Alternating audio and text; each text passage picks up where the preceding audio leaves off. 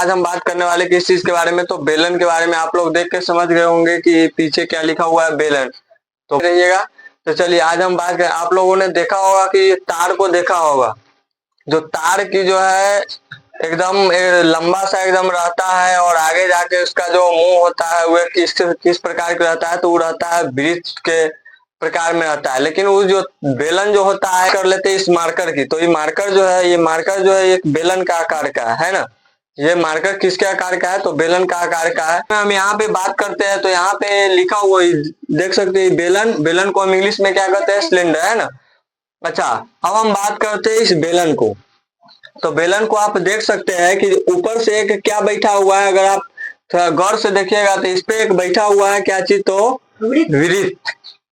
क्या बैठा हुआ है, वृत्त। वृत्त बेलन का त्रिज्या क्या होता है, तो त्रिज्या समझे, ये जो वृत्त होता है, ये जो वृत्त, अच्छा वृत्त आप लोग जानते होइएगा, वृत्त में जो है ये जो होता है केंद्र होता है। अच्छा, यहाँ से यहाँ यानी पूरा दूरी। अच्छा, पूरा दूरी क्या कहलाता है, तो व्यास कहलाता है, आप लोग जानते होइएगा, है ना। अच्छा, इसके बाद अगर हम इसको अगर आधा इसमें से मिटा दिया जाए तो यहाँ से यहाँ की जो दूरी बचता है उसको हम क्या कहते हैं, त्रिज्या कहते हैं, है ना। क्या कहते हैं, त्रिज्या कहते हैं। तो यहाँ इसमें जो है, यहाँ पे यहाँ से यहाँ की दूरी को हम क्या कहेंगे, त्रिज्या कहेंगे, यानी आर, है ना। क्या कहेंगे, त्रिज्या, यानी कि जो यहाँ से यहाँ तक की दूरी को क्या कहेंगे, त्रिज्या कहेंगे। अब हम बात करते हैं बेलन में एक होता है ऊंचाई। ऊंचाई आप लोगों को स्पष्ट दिख रहा होगा कि इसका कुछ न कुछ ऊंचाई है। तो ऊंचाई है तो यानी कि जो यहाँ से लेके, यानी कि यहाँ से यहाँ की दूरी को हम क्या कहेंगे, ऊंचाई, है ना। ये जो है ये बेलन की ऊंचाई है।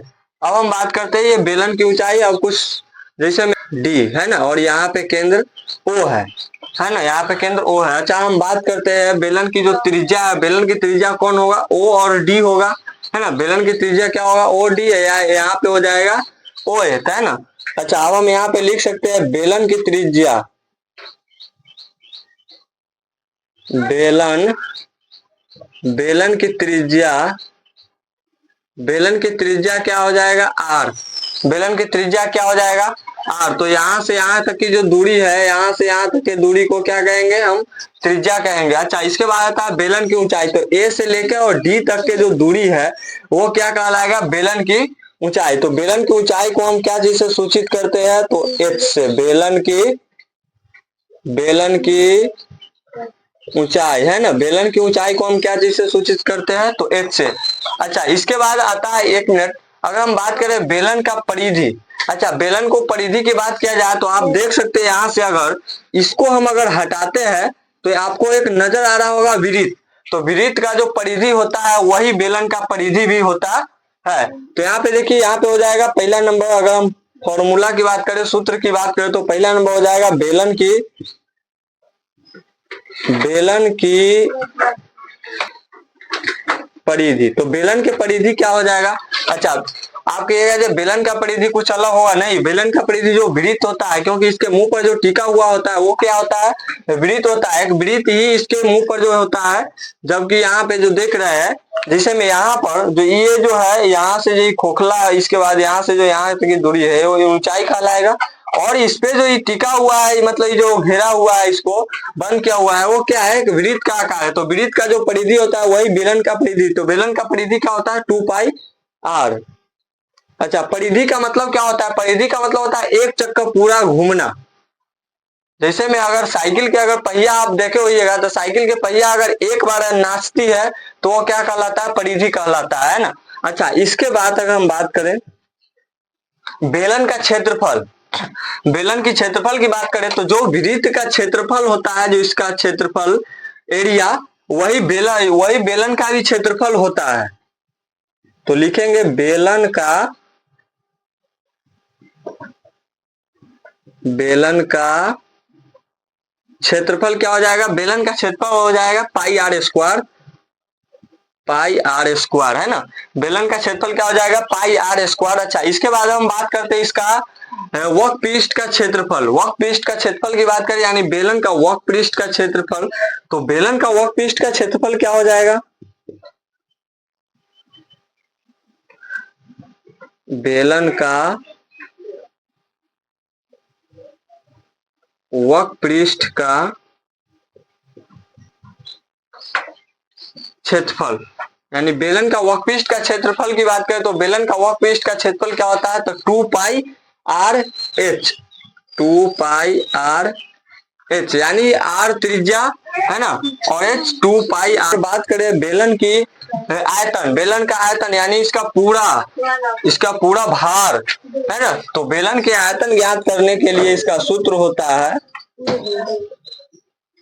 बेलन का आयतन ज्ञात करने के लिए इसका सूत्र होता है पाई आर स्क्वायर एच। क्या होता है, पाई आर स्क्वायर एच। इसका जो बेलन का जो आयतन ज्ञात करने के लिए इसका फॉर्मूला क्या होता है, पाई आर स्क्वायर एच। अच्छा, इसके बाद एक और फॉर्मूला होता है जो बेलन का संपूर्ण पृष्ठ का क्षेत्रफल होता है या पूर्ण पृष्ठ का क्षेत्रफल है ना, तो बेलन का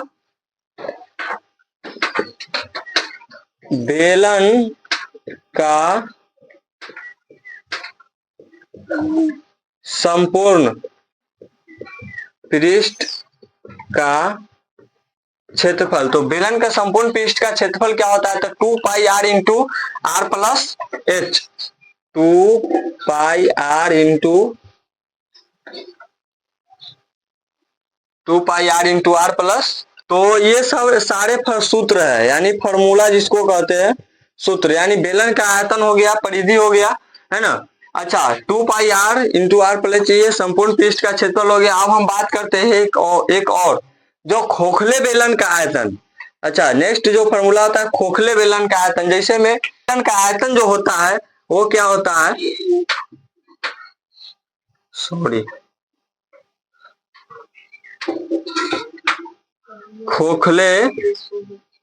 खोखले बेलन का आयतन, तो खोखले बेलन का आयतन होता है के आयतन माइनस भीतरी बेलन की आयतन।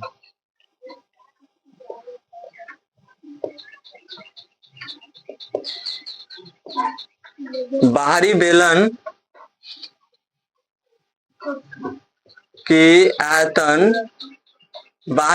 की आयतन माइनस भीतरी बेलन की आयतन, यानी बाहरी बेलन के आयतन माइनस भीतरी बेलन के आयतन। तो बाहरी बेलन के आयतन वही होता है जो रहता है, तो बाहरी बेलन का आयतन क्या होता है, पाई आर स्क्वायर। इसको हम कैपिटल आर स्क्वायर भी लिख सकते हैं, इसको हम पाई आर स्क्वायर, क्योंकि बाहरी है, पाई आर स्क्वायर एच है ना, माइनस इसको हम स्मॉल आर स्क्वायर लिखते हैं, तो इसमें भी हो जाएगा पाई आर स्क्वायर एच। क्या ऐसे भी हम लिख सकते हैं, अच्छा, या इसको हम इस दोनों में पाई है और एच भी है ना, यानी आर के मान इसको बाहरी आर और ये भीतरी आर है ना, तो बाहरी आर के मान अलग हो सकता है और भीतरी मान के आर अलग हो सकता है, लेकिन ऊंचाई उसका जो सेम ही रहेगा है ना। अच्छा, इसको हम लिख सकते हैं pi H into capital R square minus small R square, capital R square minus small R square, हम ऐसे भी लिख सकते है ना। अच्छा, इसके बाद हम अब बात करते हैं कुछ सवाल पे बात करें, तब तक आप इसको स्क्रीनशॉट लीजिए। सवाल यानी टॉपिक के बारे में अब हम कुछ सवाल को भी हम देख ही लेते हैं। तो अच्छा, एगो बात हम और बताना चाहते हैं कि जैसे में यहाँ पे हम अगर कुछ सवाल लेते हैं, अक्सर स्टूडेंट जो है कहाँ पे फंसता है, सुनिए, तो आप एक चीज देख लीजिए, जैसे में अगर हमको निकालना है क्या चीज, बेलन का वक्रपृष्ठ का क्षेत्रफल। तो अच्छा, बेलन के वक्रपृष्ठ का क्षेत्रफल निकालना है, इसमें हमको कौन कौन मटेरियल का जरूरत है, तो मटेरियल तो पाई के तो मान होता है 22/7, हम यहाँ पे लिख देते हैं पाई का मान होता है 22/7 या 3.14 भी ले सकते है ना। अच्छा, यहाँ पे हमको अगर बेलन का वक्रपृष्ठ का क्षेत्रफल अगर निकालना हो तो हम क्या निकालेंगे, जैसे में यहाँ पे 2 पाई, यानी 2 तो है ऑलरेडी नंबर है। अच्छा, इसके बाद पाई के मान तो हमको पता है 22/7 होता है। अच्छा, आर, इसमें हमको जरूरत है आर यानी त्रिज्या, और इसके बाद एच यानी ऊंचाई। तो हमको जो बेलन का वर्कपीस को क्षेत्रफल निकालने के लिए जो मटेरियल चाहिए वो आर और एच चाहिए, यानी त्रिज्या और ऊंचाई चाहिए। जैसे में अगर हम बात करें फॉर एग्जाम्पल अगर हम बात करें तो जैसे में एक सवाल लेते हैं, यदि बेलन की अगर त्रिज्या दे दिया जाए, त्रिज्या यानी आर बराबर अगर आपको 7 सेंटीमीटर दे दिया जाए, त्रिज्या बराबर 7 सेंटीमीटर और ऊंचाई बराबर क्या दिया जाए, ऊंचाई बराबर अगर 10 सेंटीमीटर, यानी बेलन की जो त्रिज्या है यहां से यहां तक की दूरी जो है, यहां से यहां की जो दूरी है ओ से लेके और डी तक का जो दूरी है वो कितना सेंटीमीटर, 7 सेंटीमीटर, और यहाँ से यहाँ की दूरी भी क्या हो जाएगा, 7 सेंटीमीटर। अच्छा, इसके बाद ए से लेके डी की दूरी जो है बेलन की यानी ऊंचाई कितना सेंटीमीटर, 10 सेंटीमीटर। अगर आपको हम इसमें कहे कि जो पहला नंबर अगर व्यास निकालिए, तो व्यास निकालने के लिए जो एक और फॉर्मूला होता है जो कि हम इसमें नहीं लिखे हैं, तो व्यास निकालने के लिए एक फॉर्मूला होता है, व्यास बराबर होता है 2r। 2r होता है क्योंकि यहाँ पे एक ई त्रिज्या और एक ई त्रिज्या, दोनों त्रिज्या मिलकर के 2r हो जाता है। अच्छा, अब हम बात करते हैं इस सवाल पे। तो सवाल क्या है कि बेलन की त्रिज्या दिया हुआ है 7 सेंटीमीटर और ऊंचाई दिया हुआ है 10 सेंटीमीटर। अगर हम इसका हम बात करें व्यास निकालने के, तो व्यास क्या होता है, तो d बराबर, इसको हम d से सूचित करता है, तो d बराबर क्या होता है, तो 2r। क्या होता है, 2r, है ना। तो 2r यानी 2 ये है और त्रिज्या कितना दिया हुआ है, 7 सेंटीमीटर। 7 सेंटीमीटर दिया हुआ है तो इसका व्यास कितना हो जाएगा, 14 सेंटीमीटर। ये तो आप समझ गए। अच्छा, इसी में अगर आपको कहा जाए कि आप अगर बेलन की ऊंचाई सॉरी क्या कहता है, बेलन की आयतन ज्ञात करें। अच्छा, बेलन के आयतन में हमको कौन कौन मटेरियल की जरूरत है, तो मटेरियल हमको चाहिए आर और एच, जबकि आर और एच दिया हुआ है तो आराम से निकल जाएगा, है ना। अच्छा, आयतन को हम भी से लिखते हैं, ठीक है। अच्छा, यहाँ पे अगर हम बात करें, यहाँ पे हल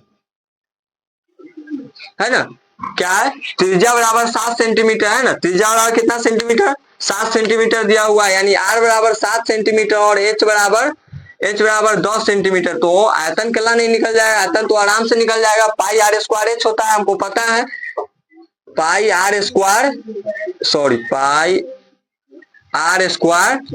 एच, जबकि पाई के मान पता है हमको। पाई के मान क्या होता है, 22/7 गुने त्रिज्या के मान कितना देले है, 7 सेंटीमीटर। तो त्रिज्या होता क्या है, आर स्क्वायर। क्या हम आर स्क्वायर को हम आर गुने आर भी लिख सकते हैं कि नहीं, बिल्कुल लिख सकते हैं, है ना। तो यहाँ पे त्रिज्या के या तो हम 7 के स्क्वायर भी लिख सकते हैं, या अपने आसान के लिए हम 7 गुने 7 भी लिख सकते हैं। और एच के मान, एच का वैल्यू कितना दिया हुआ है, ऊंचाई कितना दिया हुआ है, 10 सेंटीमीटर, हमको पहले से ऑलरेडी पता है, यहाँ पे लिख देंगे। अच्छा, इसके बाद देखो इसमें कोई कटने उठने वाला भी है तो इसको आराम से काट सकते हो, इसको ई7 से ई7 को काट दो, है ना।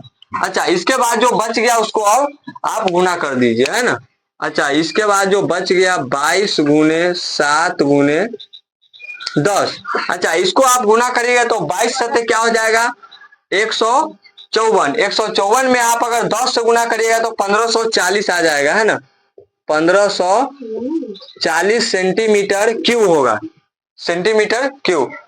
ये आप तो समझ गए, है ना। अच्छा, इसके बाद अब बात करते हैं अगली वीडियो में, सारा क्वेश्चन को हम सॉल्व करेंगे। तब तक के लिए जय हिंद।